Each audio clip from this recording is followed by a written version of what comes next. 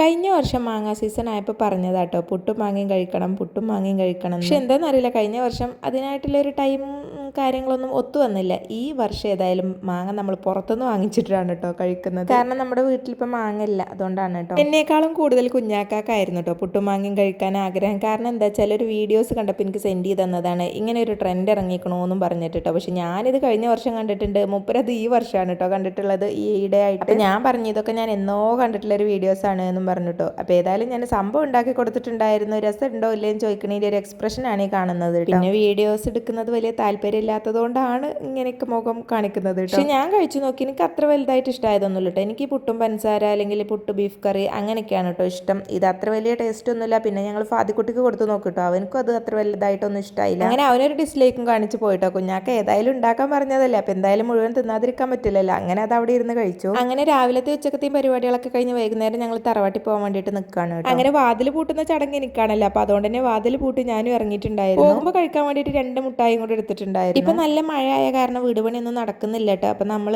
കിണറിന്റെ പണിയാണ് ഫിനിഷ് ചെയ്യാന്ന് വിചാരിച്ചിട്ട് റിങ് ഇറക്കിയായിരുന്നു. അപ്പോൾ അത് കണ്ടിട്ടുണ്ടായിരുന്നില്ല. അപ്പോൾ രാത്രി പോയിട്ടാണ് അത് കണ്ടത് കേട്ടോ. അടുത്തത് മുന്നിലും പിന്നിലും ഇരിക്കുന്നതിനുള്ള ഒരു അടിയാണ് ഇത്. നമ്മൾ എപ്പോൾ കാറിൽ കയറാൻ പോയാലും ഇതാണ് കേട്ടോ അവസ്ഥ. 3 ആൾക്ക് മുന്നിലിരിക്കണം. ഫൈനലി ഒരാൾ തീരുമാനമായി, അങ്ങനെ ഇരുന്നു. അങ്ങനെ ഞങ്ങൾ നേരെ തറവാട്ടിലെത്താനായിട്ടുണ്ട് കേട്ടോ. ഓരോന്നിൻ്റെ ഇടയിൽ എവിടെയും കയറിയതും ഇറങ്ങിയതും ചായ കുടിച്ചതൊന്നുമില്ല കേട്ടോ. ഇടയ്ക്കിടയ്ക്ക് ഞങ്ങൾ പോകുമ്പോൾ ഇതൊക്കെയാണ് ഞങ്ങളെ പരിപാടി, ചായയും കടിയൊക്കെ കുടിക്കലുണ്ട്. പക്ഷെ ഇന്ന് ഞങ്ങൾ അതിനൊന്നും നിന്നിട്ടുണ്ടായിരുന്നില്ല. തറവാട്ടിലെത്തിക്കഴിഞ്ഞാൽ പിന്നെ കുറച്ച് നേരം കുറച്ചിരിക്കണം. എന്തായാലും ഇവിടുത്തെ വിശേഷം അവിടെയും, അവിടുത്തെ വിശേഷം ഇവിടെ അറിയണില്ല. അപ്പോൾ കുറച്ച് നേരം ഞങ്ങൾ അങ്ങനെ സംസാരിച്ചുകൊണ്ടിരിക്കും. അപ്പോൾ അവിടെയും വീട് പണിൻ്റെ കുറച്ച് അല്ലറ ചില്ലറ പരിപാടികളൊക്കെ നടന്നുകൊണ്ടിരിക്കുന്നതുകൊണ്ട് തന്നെ അവിടെയും കുറച്ചിങ്ങനെ അങ്ങനെ ഇങ്ങനെയൊക്കെയാണ് കേട്ടോ. പുറം സിറ്റൗട്ടിൻ്റെ ഒക്കെ ഒരു അവസ്ഥ ഇപ്പോൾ ഇതാണ്. നനച്ചുകൊണ്ടിരിക്കുമ്പോൾ വെള്ളം വരുന്നതിനാണ് കേട്ടോ ഈ ഒരു കടക്കൻ്റെ ഉള്ളിലുള്ള സംഭവമാണ് കേട്ടോ അവിടെ വിരിച്ചിട്ടുള്ളത്. ബെഡിൻ്റെ ഉള്ളിലുള്ള ഒരു ചകിരിയാണ് കേട്ടോ അത്. കാരണം എന്താ വെച്ചാൽ നമ്മൾ നനക്കുമ്പോൾ ആ വെള്ളം ഉള്ളിലോട്ട് തെറിക്കണ്ടെന്ന് വിചാരിച്ചിട്ടാണ്. അങ്ങനെ കുറച്ച് ടൈം അവിടെ നിന്ന് ഞങ്ങൾ ഏതായാലും വീട്ടിലേക്ക് തിരിക്കാൻ നിൽക്കുകയാണ്. അപ്പം നീനും വരുന്നുണ്ട് എന്ന് പറഞ്ഞ് അവളെയും കൂട്ടിയിട്ടുണ്ടായിരുന്നു. എന്നും ഞങ്ങൾ അവിടെ പോകാന്നല്ലാതെ അവരിങ്ങോട്ട് വന്നിട്ട് കുറേ ദിവസമായിട്ടുണ്ടായിരുന്നു കേട്ടോ. അങ്ങനെ ഞങ്ങൾ അവളെയും കൂട്ടിയിട്ട് ഇങ്ങോട്ട് തിരിച്ചു. ഇനി ഞാൻ വരുന്ന വഴിയിൽ കുറച്ച് പച്ചക്കറിയും കാര്യങ്ങളൊക്കെ വാങ്ങിക്കാനുണ്ട്. പച്ചക്കറിയും പലചരക്കൊക്കെ വാങ്ങിക്കാൻ ഇന്നധികം കൊണ്ടുപോകാറില്ല കേട്ടോ. കാരണം എന്താ വെച്ചാൽ ഒരു തല മുതൽ ഒരു തല വരെ എനിക്ക് ആവശ്യമുള്ള സംഭവമാണ്. പക്ഷെ എൻ്റെ കണ്ണ് നേരെ പോകുന്നത് പച്ചക്കറിയിലേക്കല്ല, മറ്റേ ചോളകം, കൊണ്ടാട്ടം മുളക്, അങ്ങനെ